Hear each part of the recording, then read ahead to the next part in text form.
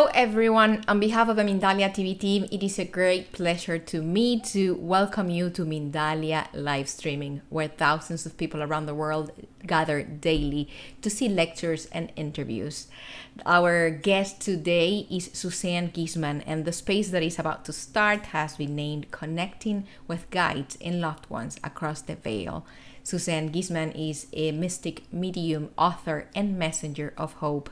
Before starting with her, I just want to remind the people beyond the screen that we are Mindalia.com. We are an international nonprofit organization, and that you can help us doing very simple things. You can like, you can subscribe, you can basically interact with us in any way you want through our different platforms and social media, because every time you do that, we reach one more person in the planet.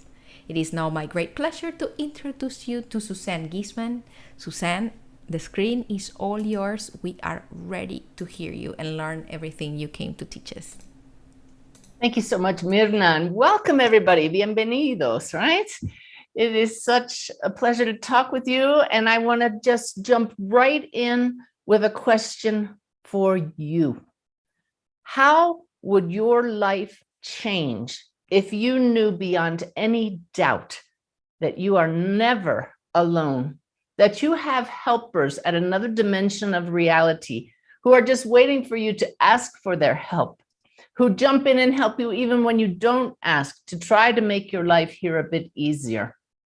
How would your life change if you knew that your loved ones who have passed are still right here, but at a different level of vibration, a frequency, like a radio or TV signal that we simply can't tune into most of the time, but that any of us can learn to tune into?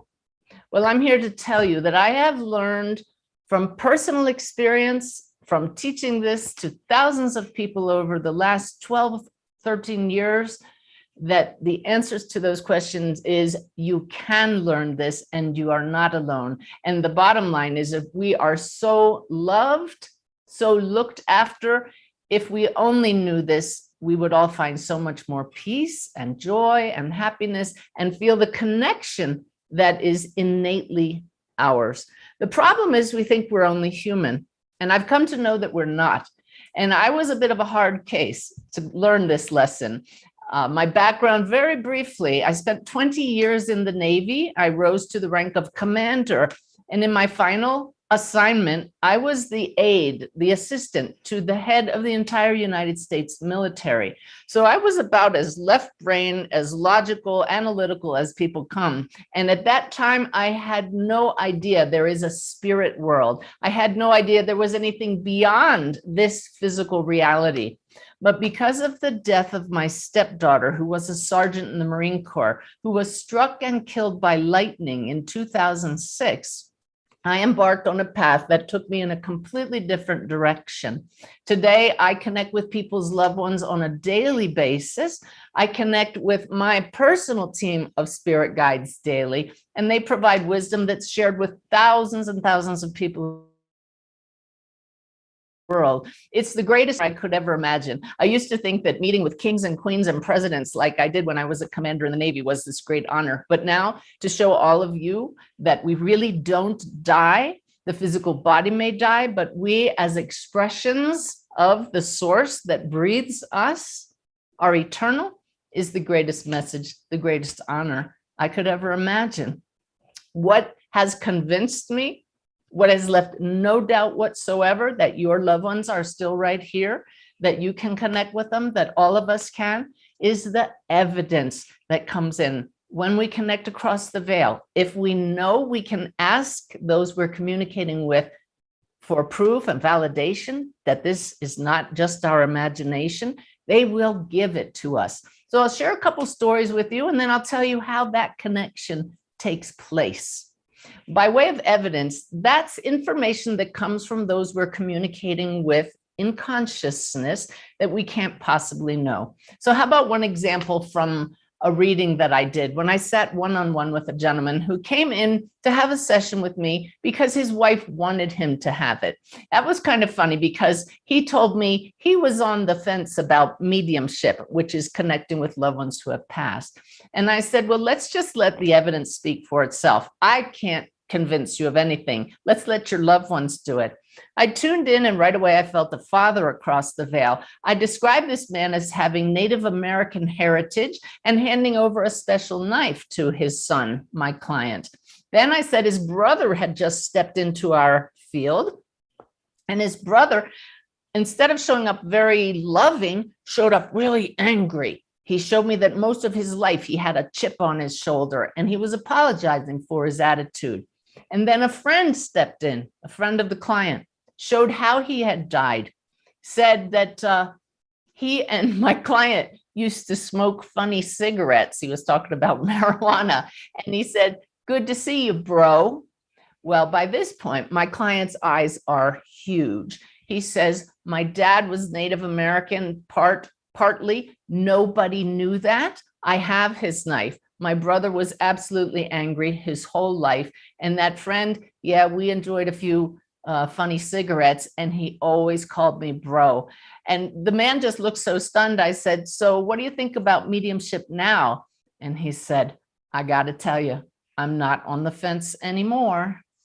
So that's just one example of loved ones across the veil who are just waiting to communicate with us. A medium is a mouthpiece for those who no longer have a physical voice, but our loved ones use many ways to get through to us. They send us signs, but we have to know that those signs are out there to even be looking for them.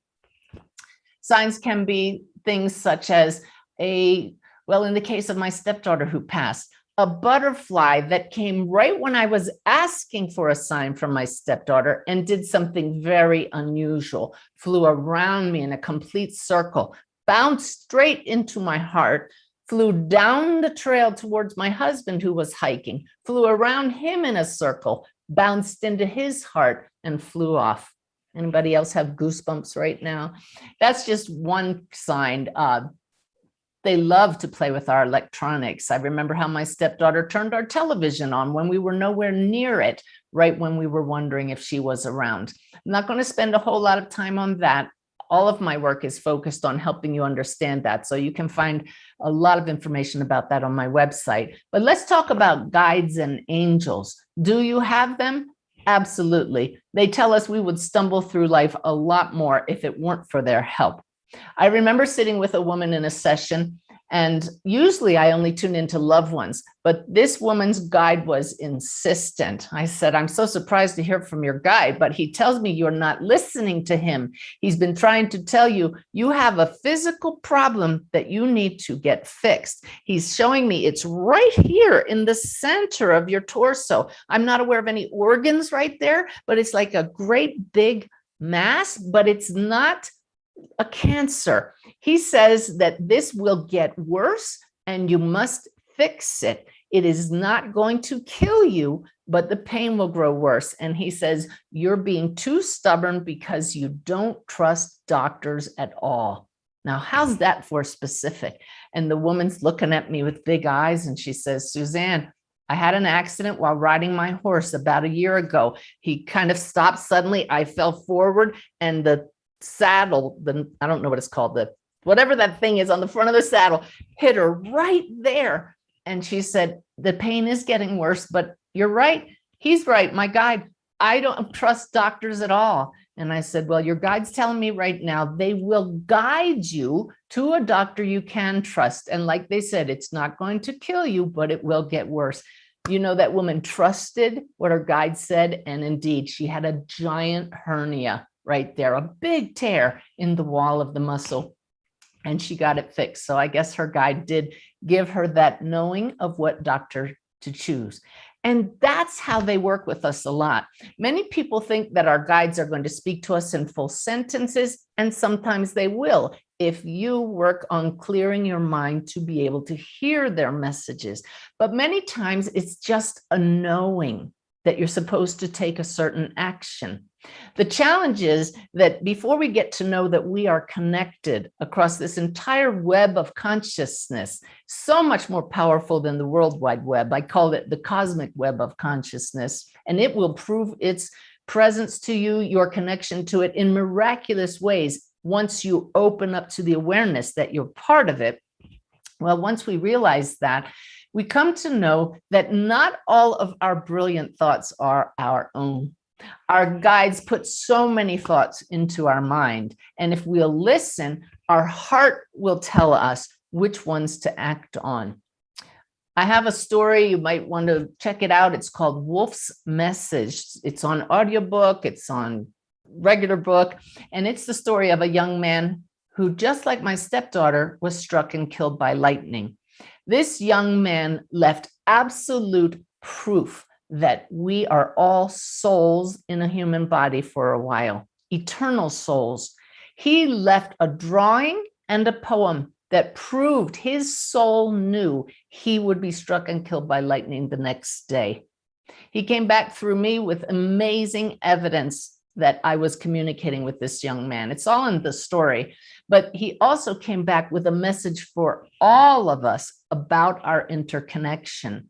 And it boils down to basically why the book is called Wolf's Message. His message for all of us is what all of my teaching today focuses on. And it's what all of us need to understand. Number one, you are both a soul and a human right now. And just by knowing that, you can shift your awareness at any time. Einstein said that no problem can be solved at the level at which it originated.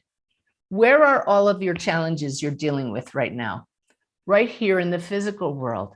So what if you know beyond any doubt there is a greater reality, that cosmic web of consciousness? Instead of tuning into Google for answers to your challenges, tune into your guides, tune into consciousness and ask the question from your heart. That's shifting your focus from human to soul. So knowing that is the first part of the message. Number two is you're part of this big web connected to all that is. Once you ask the question clearly, instead of just wondering, what do I do? What do I do? You sit quietly and take advantage of the third principle of this teaching from Wolf, what I call the awakened way. And you get out of the head and into the heart. What does that mean? Don't think so much.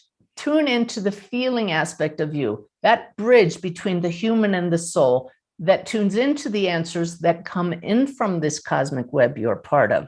So you sit quietly, take a nice, deep, slow breath, let it out really slowly. And now simply trust that you have guides waiting for you to ask. Ask God, ask the masters such as Jesus or Buddha or the archangels. Trust me, they're real. Once you learn to trust, open that door a little of belief, the miracles start flooding in. I went over my pages and pages and pages of notes online today for beautiful stories to share with you. And this is what I'm talking about. If you start writing down the miracles that come to you, once you start asking the questions, I guarantee you soon you will guarantee others. We are all part of one big web. So you ask the questions, the answers come in many ways. You may suddenly just know. You may hear an answer. Or you may simply meet someone that suddenly tells you exactly what you need to know. You may be drawn to a certain book on your bookshelves that you'd never noticed before, or led to one on the internet. Opportunities may start to open up to you, but insights may also just bubble up from awareness. Your basic, your true nature is awareness, that knowing I am, I exist. That's what never goes away. The problem is we as humans are so busy thinking and talking and doing that unless we take the time to quiet the mind, we often miss the messages that our guides and loved ones across the veil are trying to give us. And that's why I am the greatest advocate of any kind of contemplative practice that allows you to practice being present, being silent for just a few minutes, if that's what you can spare, and listening. I highly recommend you check out on YouTube any one of my videos, but one that's been very popular because it shows you exactly how to ask those big life questions of spirit is Sip of the Divine, where SIP stands for sit in peace. Very simple practice. Do that every day for 3 minutes for 3 weeks, and you will have started a new practice that will change your life. I guarantee it. I know it changed my life when I began sitting quietly. Oh gosh, 15 years ago when my Susan passed. My sole purpose, and you can see that either way, S-O-L-E or S-O-U-L. Either way, my purpose was to connect with Susan. And I did connect with her so beautifully, but with so much more than I ever expected. We truly limit ourselves when we think that we're only these bodies here and these brains. But trust me, after the brain no longer works, after the body no longer functions, you will be hyper aware that you still exist. So how I made that transition to medium is told in a beautiful documentary that you can also find online, Messages of Hope. It's on YouTube and Amazon Prime, also in books. My greatest goal is not to serve as a medium for others, but to teach others how to make this connection yourself. And to that end, I have all kinds of gifts on my website. Just go to SuzanneGiesemann.com, the gifts page, because that's where you'll learn how to meditate. But in the meantime, I also send out daily messages from my guides that give us peace and wisdom and insights that speak to every one of us because we are all connected. And just recently, somebody posted some questions to one of my daily posts about connecting with angels. And I thought I'd answer his questions here because they apply to all of us. So his questions are, how do I reach out to angels? Well, first it's that belief that they really are here and you can do this. And then you simply sit quietly, like we've been saying, tune into your heart so you get out of the thinking mind, and just with intention, say whatever words you would say to a friend, because that's part 2 of his question. How do I address them? As deities or as gods? Well, the angels have told me repeatedly, with lots of evidence, we're about to put a video up today, angels are real. But they have told me repeatedly, don't put us on a pedestal. We're all equal as expressions of the one mind, the one divine intelligence. Address us any way you'd like, but address us as friends, if you will. So how would you talk to a friend? Yeah, I still revere them because they're so amazingly loving and they bring miracles into our lives. But I would just say, in fact, this morning I prayed to my angels. I said, angels, I would like to have more drop-ins from spirit. I would like to feel people's loved ones even when I'm not giving a reading. I'm open to that. Bring it on. And you know, just this morning I was reading an email from someone and her daughter dropped right in on me from the spirit world. Direct answer right away to my reaching out to the angels this morning. So please try it. This is the number one thing I'd like to leave you with. Make this a regular practice in your life. Make it part of your life. Then you will know you're not alone. You will feel so supported. The miracles will flow. And if your life is not flowing, if things just aren't going right in your life, that is a sign that you're not connecting with them, that you're trying to do it your way instead of allowing spirit, the angels, your guides, your loved ones to guide you. It's just the easiest test of all. How's that working for you? Okay. Another question from this gentleman. Are angels just like us, only in spirit form, or are they more highly evolved, closer to God? They're not just like us. Most angels, as opposed to our loved ones who have passed, the angels mostly have not lived life in human form, but they certainly understand what we're going through. They definitely have a higher perspective, less limited awareness, because they're not constricted by the rules of earthly life and these physical bodies. And so they will show up to you if you're very visual in a way that you'll recognize them. You may see them with wings in your mind's eye, and some by grace will have the image of an angel in their room. I just had a friend yesterday, I was hiking with her, and she told me how one moment after her son passed, the most beautiful angel appeared before her eyes right in the room. I once saw my guides, my angels, as a dancing flame in front of my eyes. I turned my head to the right, it stayed there, and then it moved over like that. So any variety of ways, but you will know in your heart, my gosh, this is an angel. And so are they closer to God? The angels will tell us none of us could be any closer to God. There may be far more aligned with our true nature as expressions of source, meaning so much more aware that love is what connects us all. And that the more loving we are, the more the choices we make are in accordance with love, the higher our vibration, the more angelic we will be. That's how they want us to live. So are they closer to God? If by that we mean, are they more loving? Absolutely. Because here in this earthly world, we learn by trial and error. And we will continue to make mistakes. That's the way this earthly realm goes. But the angels operate by different rules, and theirs is a realm of total love. Wow. So wouldn't you want to call on them for a little help? Let's see what else. How am I to come to know they are real? Put them to the test. They don't mind.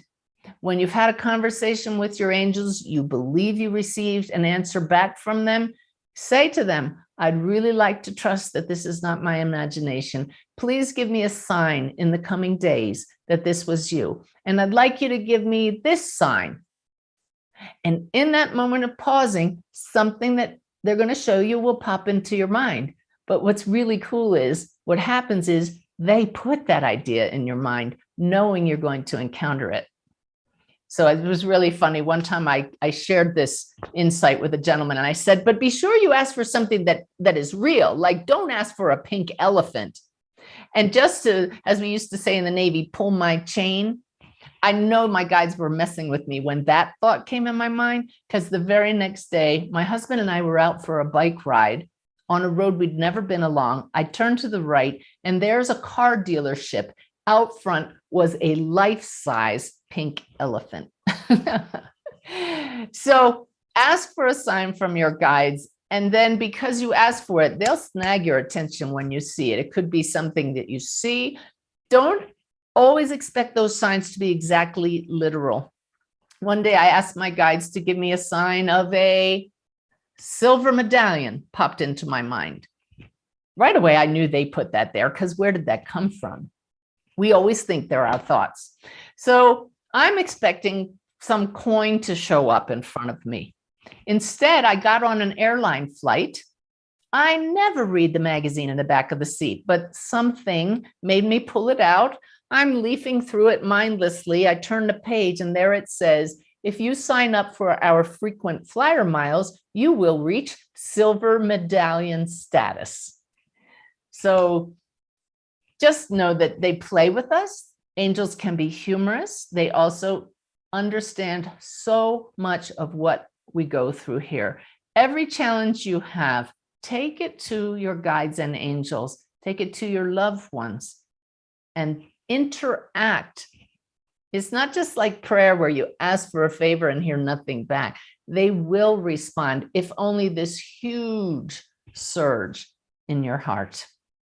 And that's the last question this gentleman asked. How am I to feel their presence? Well, here's the deal, everybody. Your loved ones and your guides are so much around you now, we don't realize it. So there's actually this beautiful meditation that I love to lead, but we don't have time today, but you can do it yourself, where you sit in the silence, get really relaxed, and ask your guides and loved ones to step out of your energy field and feel the difference when they're not giving you that ongoing loving embrace. Then ask them to step back in one by one. Let me feel you. become super sensitive to what your body's telling you, what your heart is telling you, what the universe is telling you by unusual occurrences that have no other reason to occur. This is a magical journey we're on when we can be like children and open our minds to anything is possible with a miracle mindset. Those miracles are all around us. Let me see. Myrna, how are we doing? Is it about time for questions? We are actually doing great, and I wanted to have the chance to also ask you something. And it's probably you have heard this 1,000 times before, but how do we know the difference between the things we tell to ourselves and the things that come from another realm? Like, is there a way that you could recommend us that's Yes. like infallible? Like, yes, you know that this is coming from there because it's like almost as if it had a signature. Remember That's when right. like in history we see that when the king sent something, they will stamp it with wax and you will know that it's coming from their desk. Is there something that Yes. can mark? Yes, this is something that comes with communicating with them more often. There is just a knowing this is not just my mind. It's tricky because ultimately we are all connected by one mind, one capital M mind, and each of us is an individual lens of that one mind. But when we set the intention to know that this is another aspect of that mind communicating with us, there's a density, or for other people, a lightness, a difference between our normal thoughts. Another way that we know that it's coming from another aspect of consciousness is when what we discern is super helpful and we would not have thought of it ourselves. And when it is so off the wall that there's no other explanation that it's someone else. There is this big gray area where we may just never know if we weren't making it up. So that's when we ask, was it helpful and was it healing?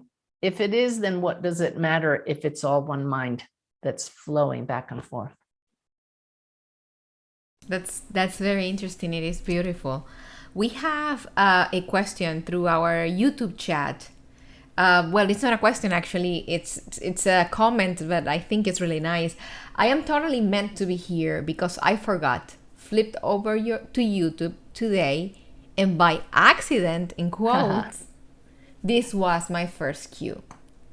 Yeah, and this that's is it. There are no accidents like there are that. no accidents. Do you believe, or the in your experience, we are put in the right time at the right moment, even if that experience is not the most pleasant? Can we say that even that is commanded by higher realms? Yes, but not everyone, because we are all interconnected, and that you come to learn when you really dive into this web of consciousness. Other people's choices do affect us. Those are the wild cards in consciousness because not everything is predetermined. But when you can look back on something and say, wow, that was meant to happen for me, then you know that it's part of your destiny. But little things, those momentary, what I call God winks, and those things we say for some reason just happen to happen. Those are the beautiful ways that we know we're connected. There was a woman that commented on one of the Daily Way messages I post. They're all at dailyway.org.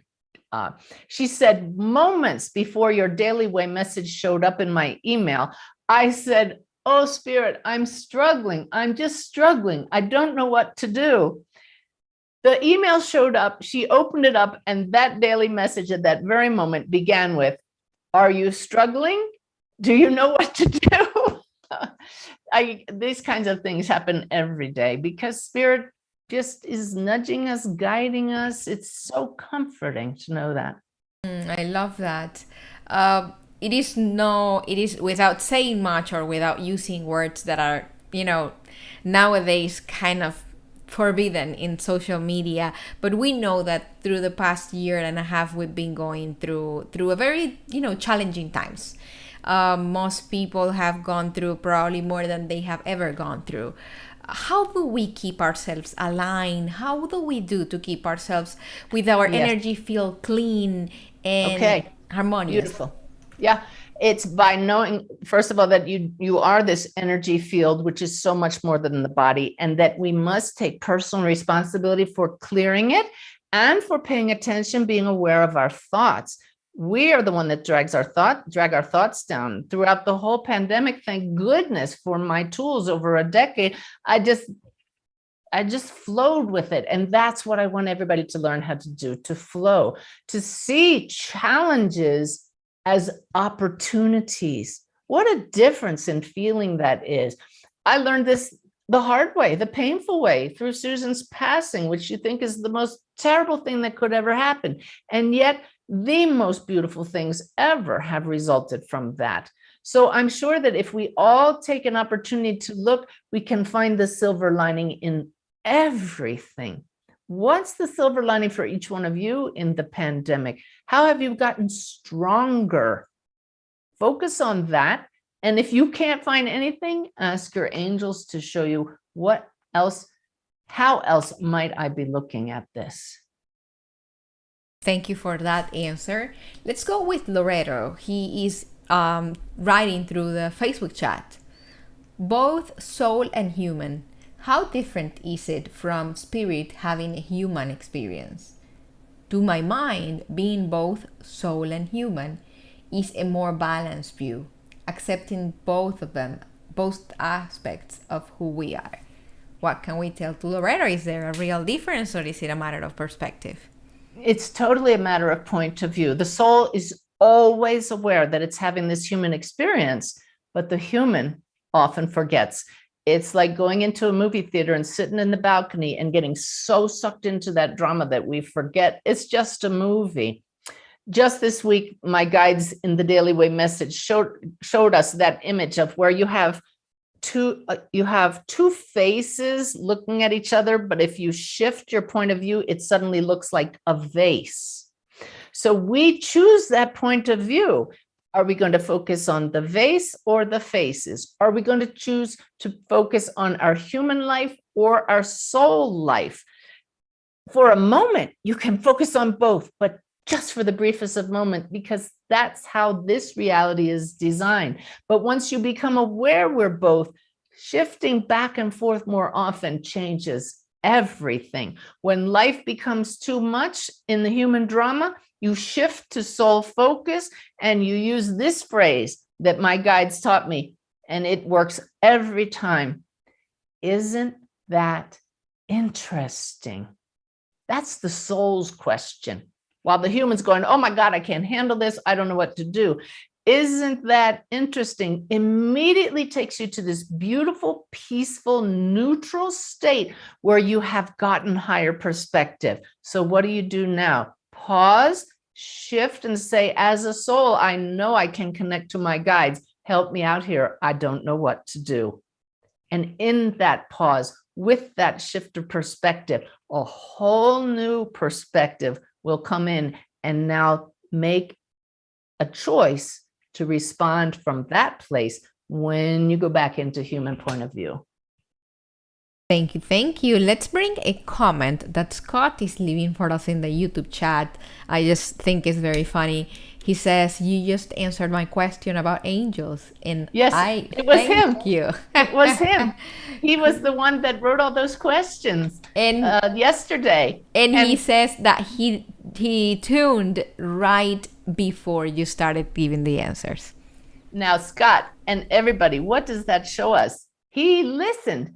Whatever voice said, maybe I should tune in, maybe I should do this, he could be off doing 100 other things. That shows you he's not alone, and none of us are. So it becomes a matter of take a step, pause, take a step, pause. You don't even have to actively in that pause say, what do I do next? It's just that intention of being attuned and being part of a team. I know I'm guided. I trust it. I'm not going to plow through life anymore. I'm going to do it as a team member for my own soul's benefit, and the whole is such a beautiful way to live. That sounds like removing a lot of friction from other things, because it feels that most of our daily habits are habits that are kind of counterintuitive, that are kind of separating us from Yes. an easier, more, easy flowing way of living, Suzanne. And I've been hearing you throughout this time, and I've been feeling really good as I hear you and as I get your content and your knowledge. And I wanted to dare to ask you something, because I understand that mediumship and that all that knowledge comes in different ways to different people that have the ability to get that information. What is your input? How do you perceive that? Do you hear it? Do you see it? Do you feel it when you get information from other worlds? How is it presented to you? I'm so grateful that for me, it's using all of the non-physical senses and the physical senses. So I'll see image in my mind's eye. I'll hear thoughts. Sometimes I hear certain loved ones' actual voices in my inner ear. I get physical symptoms in my own body. I have just a sense. And the greatest way is just that knowing. There are some times when I'm connecting with a person's loved ones or their guides, and there's no question. I don't even have to ask, does this resonate with you? It is just stunning how that knowing is given to us. This is truth. It's a beautiful thing. And it takes dedication and commitment to working with those in spirit, to improving our choices, to clearing out the conditioned thoughts that are holding us in being very human, because human nature can be kind of nasty at times. I just saw myself do something yesterday. I was stunned at how I reacted to something. I just sat there for an hour saying, how could I do that? It was just a little selfish thing that I reacted with spontaneously.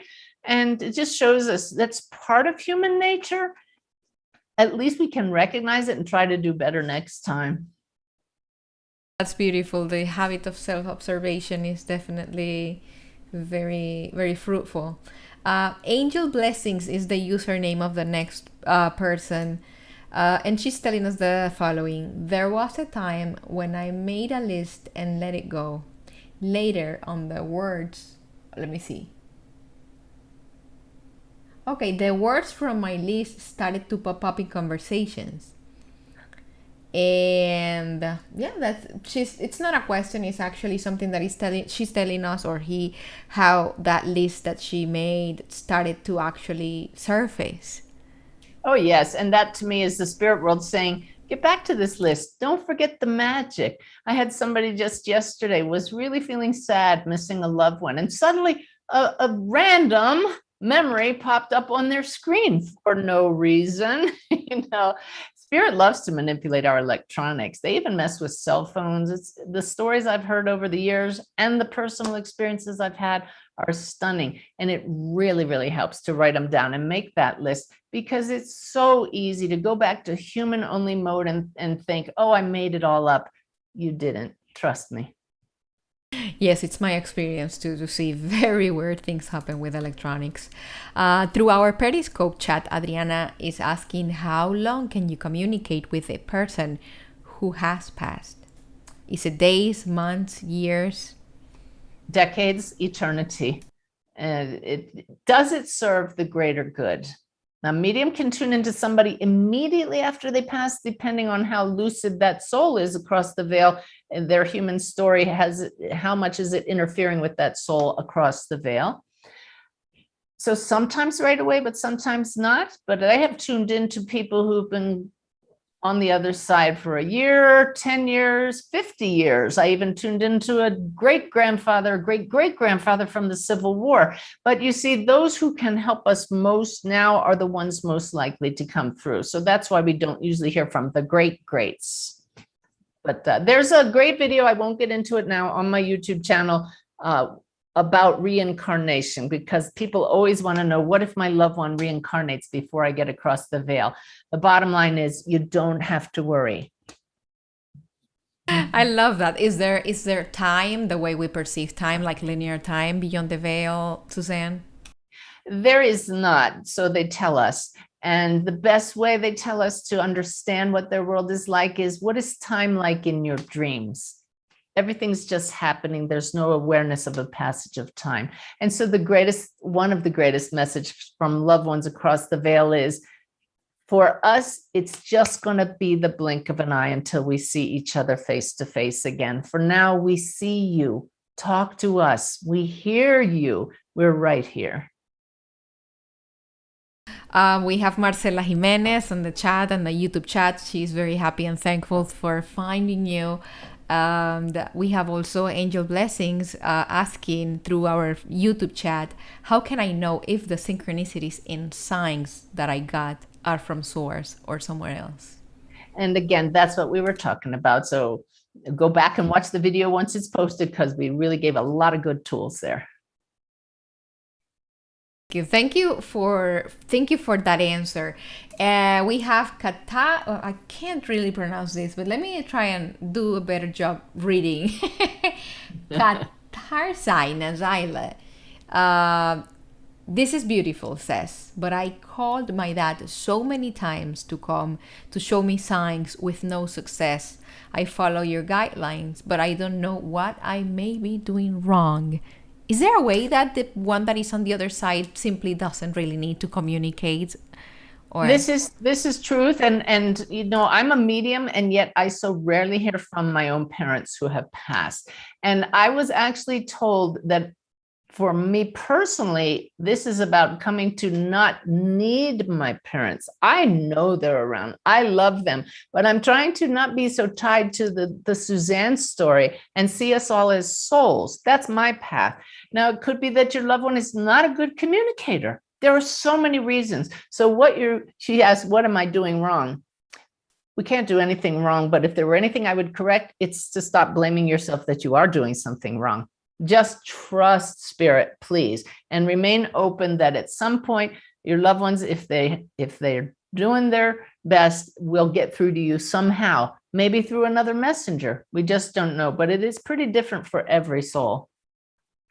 Thank you for that answer. From Mexico, Marcela Jimenez.